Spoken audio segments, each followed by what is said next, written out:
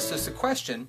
When they're looking at buying a home but the pool is not in good shape, kind of what would your recommendation be? I know from a pool guy perspective what I would say, but what would you say from a realtor perspective, the type of advice you might give the prospective buyer? Or the seller, for that matter. Right. Representing the seller, I would certainly have them take the time to spend the money to get it fixed up. If they weren't able to do that, I would at least get it visually presentable and get an estimate available for the prospective buyer, you know, from somebody like yourself. So they would have an idea what it's going to need, and that's available on the kitchen counter. In other words, if people see a pool in disrepair, again, if I'm representing the seller, they need to present their property in the best possible light.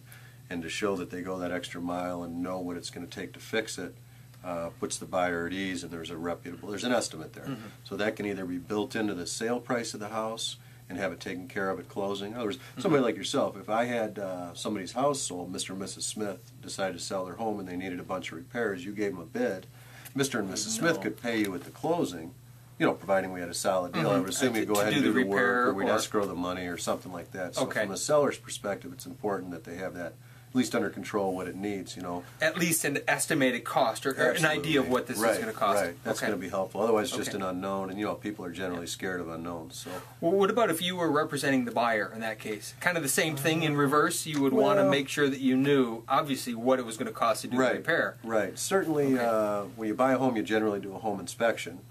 So seasonally, you know, if the pool were open, then part of the inspection process could be somebody like yourself to come out and evaluate what's going to be needed, and then that becomes part of the after negotiations. In other words, we've already arrived at a price subject to an inspection. I see. So they would, no different than if the buyer were looking at the house and they saw, well, the furnace is an oil burner and it looks rusty, and I mean, they've got a pretty good idea they're going to need to put in a furnace, but when a furnace guy comes in and tells them, you know, what it's going to cost, and they have an idea where to negotiate. Right. Now, if you're looking in the winter, you know, as a buyer, and it's just a snow-covered mess, and the slides half in, and you know, then really the only way to protect yourself as a buyer would be to escrow, you know, time and a half what the estimate would be for the pool repair, or simply negotiate it out, you know, as if there's really no pool. You know, you're not giving it any value.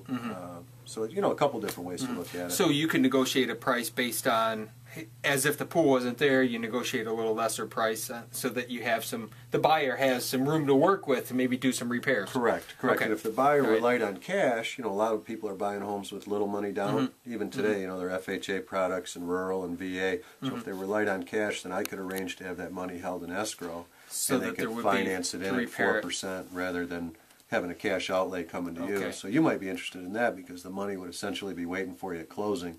You know you'd have the job, providing they bought the home, and then the title company would release the money to you. Like almost like on a new job. You know, you get waivers and the work would be completed. And away you go. That makes total sense. A couple different ways to do it. Well, I think the biggest issue that we find from the resale of a pool is it's the unknown. People have no idea what it costs to either put a pool in. There's this perceived value that they cost a lot more than they do. We hear that a lot. Or on the same time, they have no idea that it costs that much to repair. And if someone doesn't know what they're going to have to put out, that's probably a scary thing from a buyer standpoint. Is what is this thing? Is it a money pit? Am I going to keep spending money and never get my value out? It's tough for sure. Hey, big thanks to the pool guy for having me. My name's Tom Rafferty. I'm a real estate broker here in Brighton, Michigan, specializing in southeast Michigan, actually probably all the way to the bridge, you know, if you want to know the truth. But if you're planning on moving and you're dealing with a pool, I'm your guy. I've got the resources. I've got some friends in the business. Grew up with a pool.